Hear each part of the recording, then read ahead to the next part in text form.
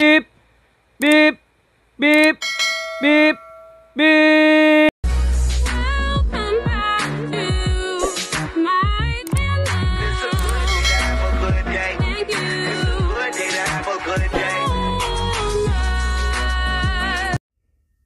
اللهم إن هذا المرض جند من جنودك تصيب به من تشاء وتصرفه عمن تشاء اللهم فاصرفه عنا وعن بيوتنا وعن أهلنا وأزواجنا وذرارينا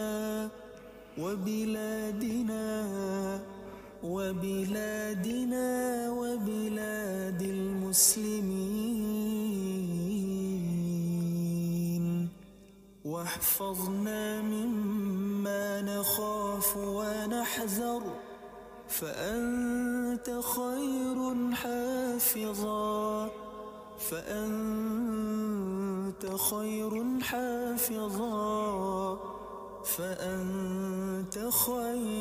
حافظا وأنت أرحم الراحمين.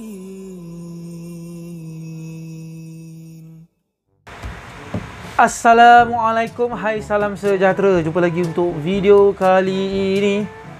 Alright, apa khabar semua? Diharapkan semua dalam keadaan sihat walafiat. Okay, apa lagi nak cakap? Okay, harapkan job semua okey lah. Walaupun sendu ni kan, harapkan semua boleh bertahan lah. Okay, sebut pasal job. Okay, ni ada satu kemas kini daripada Grab. Okay, pasal tier dia Platinum dengan Gold. Okay, macam sebelum ni Platinum dengan Gold. Untuk Platinum 300 trip sebulan. Sebulan kan? Sebulan kau buat. Lepas tu Gold 180 trip sebulan. Okay, ni disebabkan sekarang ni PKP lah. Yalah, PKP dan Pink pun sememangnya sendu. So Grab turunkan. Okay, kepada untuk Platinum cuma 200 trip je sekarang sebulan. Dan Gold 120 trip sebulan. So ni dia bagi tahu Gold dengan Platinum je. So yang so yang Silver dengan member dia tak bagi tahu, mungkin kekal lah kot. Yang Silver dengan dengan member. So Platinum dengan Gold je dia turunkan sikit lah kan. Okey lah kan, fair lah. Sebab sekarang pun job kurang. Bukannya kurang sikit, kurang banyak. Betul lah. Hari ni berapa kayu tadi, ya Allah. Macam lah. Pagi tadi lah kejap back to back. Lepas tu tak ada dah. Tu jalan sikit pun ada. Tu jalan lagi pun ada. Jadi macam tu. Okay, macam tu lah kan sekarang ni. Keadaan sekarang ni slow. Okay, lepas tu dalam orang kata di kala-kala Pink slow ni, okay, ni ada satu laporan akhbar ni. Dia kata, okay, rakyat Malaysia adalah pemurah. Memang pemurah.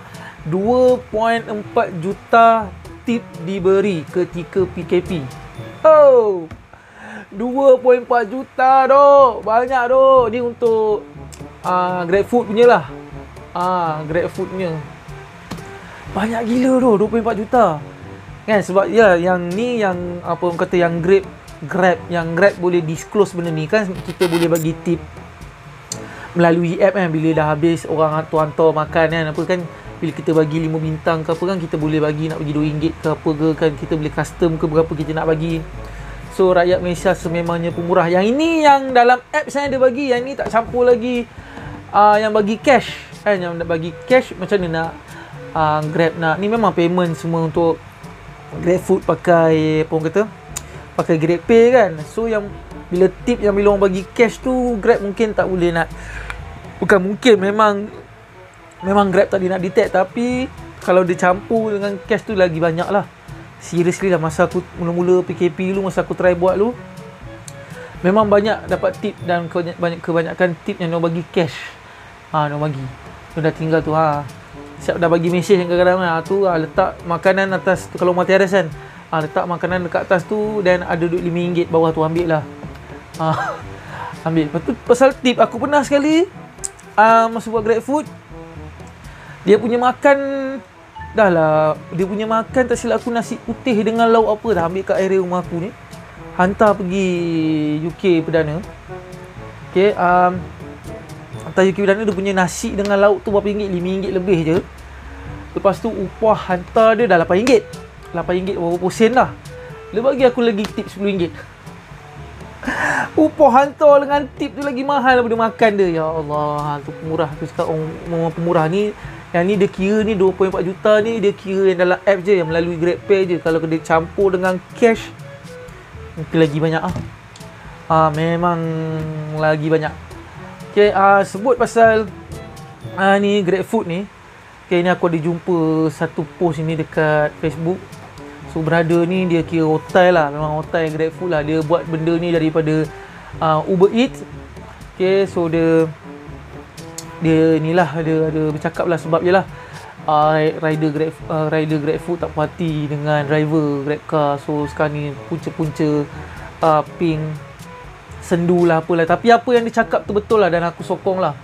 Kan dia cakap apa, kalau kau tak puas hati pasal benda ni, korang patut sound Grab. Tu macam aku cakap sebelum ni, kau tak puas hati, apa yang aku fikir tu pun dia fikir juga. Kau tak puas hati, kau patut kau sound Grab, bukannya kau menyalahkan GrabCar. So bila Grab dah bagi peluang untuk GrabCar on benda tu dengan tengah sendu ni, mesti dia orang on. Dan ping sekarang ni pun memang kurang, orang tak apa-apa nak request.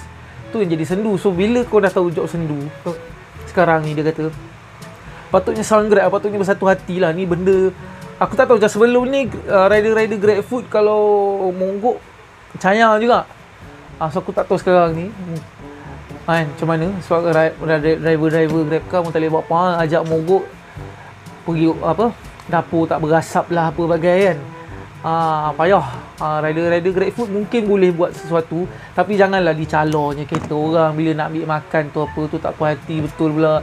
So cakap, kalau kau tak puas hati dengan benda ni, yang buat sistem ni Grab, sepatutnya korang pergi sound Grab. Macam tu hari buat petition ke, kau monggok pergi depan office Grab ke, kalau betul tak puas hati. Antara benda yang korang boleh buat lah. Okay, korang boleh baca lah, panjang lebar agak brother tu tulis. Ni link tu aku tak kat bawah lah, kat description kat bawah korang baca. Memang panjang dia cakap. Ni otai lah, otai GrabFood daripada Uber Eats dulu.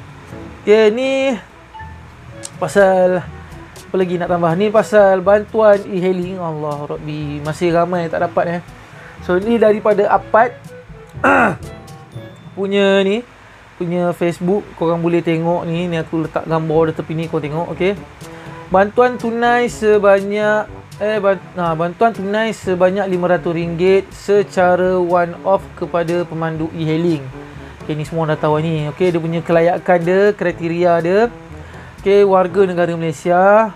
Okey, PSV masih sah laku. EVP masih sah laku. Bukan penerima bantuan teksi yang 600 tu. Kalau korang dah dapat yang 600 tu, yang 500 tu tak dapat lah. Okey.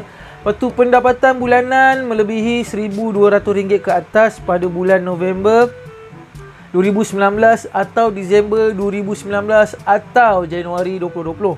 Ni aku dah pernah cakap waktu hari. Okey, tak apa. Okey, betul ada sentuh sikit dekat EVP ni. EVP dan tanggungjawab EHO dalam proses pembayaran bantuan. Ni bagus juga ni. Okey. EVP diwajibkan bagi semua operasi kenderaan e-hailing. Okey. Sekiranya EHO gagal mendaftarkan EVP kenderaan, jap. Okey, EVP diwajibkan bagi semua operasi kenderaan e-hailing. EHO perlu mendaftar EVP kenderaan yang beroperasi di bawah aplikasinya. Maksudnya EHO masing-masing, contohnya Grab kena daftarkan dia punya semua driver dia untuk dapatkan EVP. So tu memang kerja dia orang lah. Okey. Betul. Okey, sekiranya EHO gagal mendaftarkan EVP kenderaan, menjadi satu kesalahan bagi EHO yang tidak mendaftarkan EVP kenderaan dan boleh dikenakan tindakan di bawah Seksyen 12A Akta 715 Akta Pengangkutan Awam Darat Pindaan 2017. Pemandu, okey, dia punya kesannya lah, okey, efeknya bila tak ada EVP tu, pemandu tidak layak mendapat bantuan tunai. Okey, beroperasi tanpa EVP menjadi satu kesalahan. Betul lah, tak ada permit, jadi salah lah nak operasi. Okey, pemandu disarankan untuk menyemak status pendaftaran EVP dengan EHO masing-masing. So, korang punya EVP ni korang kena check dengan EHO, dengan, kalau kata Grab, dengan Grab lah. Kalau Myka punya, check dengan Myka. Lain-lain EHO check lain-lain lah, ataupun check dengan Apad. Okey, payah juga benda ni. Aku rasa pasal EVP ni banyak kacau ni, sebab ada juga yang kata dah complete semua tapi masih tak dapat lah. Okey, bilakah pembayaran akan dibuat? Allah, aku rasa dah ramai dapat, dah siap, dah habis dah. Okey, EHO bertanggungjawab dalam proses pembayaran. Okay, EHO memang kena bayar lah. Kerajaan dah bagi duit tu, so kau bagi kat driver, bukan so kau telan. Okay, 99.8% ini aku dah buat, telah menerima bantuan daripada 68,000 pemandu e-hailing yang dikenal pasti. Okay, 2,400 orang pemandu e-hailing yang layak tetapi mengalami masalah teknikal disebabkan, okay, ni dia kata kat sini, lewat daftar EVP. Okay, dalam proses mengganti kenderaan, korang tukar kereta, contoh daripada Grab car nak jadi Grab car 6-seater ke, nak jadi premium pula ke, dalam proses nak tukar kereta ataupun nak tukar kereta baru ke bagai, nama tidak dikemukakan oleh EHO kepada Apad. Ni memang salah EHO lah. So segera semak status EVP dan pembayaran dengan EHO. So apa-apa hal pun korang kena check dulu EVP korang tu macam mana. Mana yang tak dapat lagi bantuan tu, korang check dulu EVP korang tu, apa cerita sebenarnya status EVP korang tu. So banyak jadi hal kat situ lah. Okay, settle untuk bantuan e-hailing tu. Alright, ni aku ada borak-borak sikit lah. Ni aku ada terbaca dekat apa nama ni, Facebook.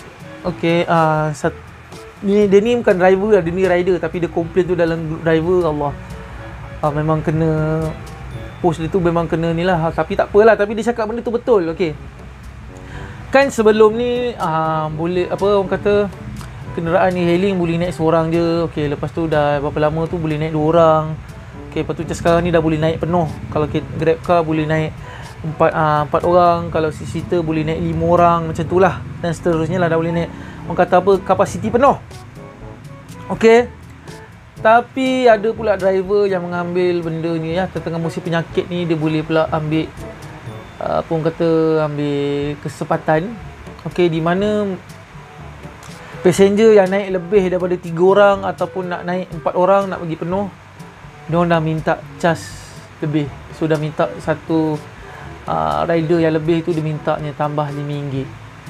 Okay, perangai-perangai macam ni lah yang akan, apa orang kata, penyebab jatuhnya industri e-hailing. Okay, ingat ni, taksi korang tak suka sebab apa? Dulu taksi korang tak suka sebab apa? Okay, so sekarang ni perangai korang ni, mana yang buat perangai macam ni dah sama dah. Dah korang pun perangai korang dah sama dah. Aku tahu keadaan sekarang ni ping memang susah nak dapat job. Kadang pusing satu hari baru dapat berapa, tapi itu bukan alasan korang nak, apa orang kata, nak pau lebih macam tu. Kan? So bila korang buat macam tu, buat perangai macam tu, korang dah memang mencalakan nama e-hailing lah. End up nanti akan sama je dengan pemandu taksi. So terang aku cakap.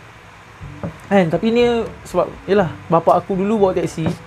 Okay, dia cakap, apa nanti pemandu taksi buat, apa ni bapak aku cakap, apa je pemandu taksi yang pernah buat, perangai-perangai pemandu taksi yang pernah buat, memang akan terjadi juga dekat pemandu e-hailing ni, bapak aku cakap lah.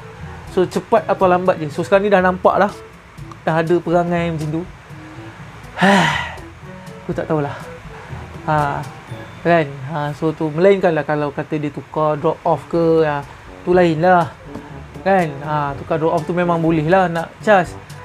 Ini naik dah, memang kereta kau boleh naik sumbat 4 orang. Bila sekarang tengah PKP ni, naik lebih kau boleh pula charge. Kan apa perangai tu. Lepas tu ada satu lagi ni. Ni kes ni aku rasa aku dah pernah cerita sebelum ni. Tapi aku tak ingat video mana. Okey. Di mana macam sebelum ni kita selalu dengar driver je kena samun. Okay, macam driver je kena samun kan. Banyak kes lah viral apa bagai. Tapi memang jarang sangat kita nak dengar apa orang kata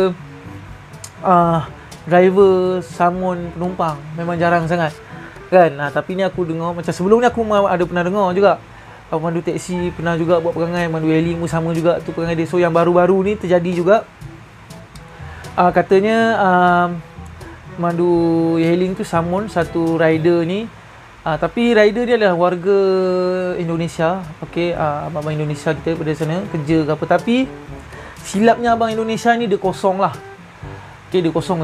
Walaupun dia dah kena samun dengan tu, driver tu letak dia kat entah mana-mana, letak dia kat, drop dia kat tempat gelap ke apa. Samun duit, samun handphone semua. Tapi orang kata penumpang tu tak boleh nak buat report lah sebab dia kosong. Tu salah dia kat situ lah. Salah dia kosong. Tu je. Mungkin dia bila dia bercerita dengan driver tu jadi akal panjang pula ke. Dah dia bawa pergi tempat tersorok sikit, dia samun ni orang tu, kau nak pergi balai. Pergi balai tak apa. Aku tak ada hal buat kau pergi balai. Mesti kau ke dalamnya. So aduh, tak tahu nak cakap. Dari sudut tu memang apa kata yang Indonesia tu salah sebab dia tak ada permit, dia kosong. Tapi engkau dah menyamun dia tu pun salah juga sebenarnya. Yalah, tu payah nak cakap sebab benda-benda ni memang kata dah boleh jangka lah sebenarnya sebab yelah orang banyak kena buang kerja dan benda semua kan. So dah boleh agak dah kes samun dan benda semua meningkat. Dah boleh agak. Tapi kalau boleh korang terdesak macam mana pun, ikhtiarlah something je. Tak payah buat benda bukan macam ni lah. Payah. Dia bukan saja menyusahkan orang yang kau samun ke apa tu, payah. Bukan orang tu saja. Dan bila kau kena tangkap, dia akan menyusahkan diri kau juga sebenarnya. Dan orang-orang kau lah, orang-orang kau pula dah. Family kau lah dan orang-orang yang kau kenal. So fikir panjang lah. Nak buat apa-apa tu fikir panjang lah. Okay, fikir panjang. Jangan fikir masa tu je. Fikir panjang. Fikir kesan jangka panjang dia. Kalau kena dekat kau, lepas ni macam mana anak bini kau, family kau macam mana. Payah. Okay, katalah orang Indonesia tu kata dia keras juga. Tak kisahlah aku kena tangkap pun. Aku nak report juga. Dia report, memang dia kena hantar balik Indonesia. End up kau still kena tangkap juga sebab kau dah samun dia. Mana tahu kan. So nak buat apa-apa tu fikirlah. Fikir panjang lah. Okay, itu je. Sekian saja daripada saya, Afdaluddin Zainuddin. Jumpa untuk video akan datang. Assalamualaikum warahmatullahi taala wabarakatuh dan salam sejahtera. Bye.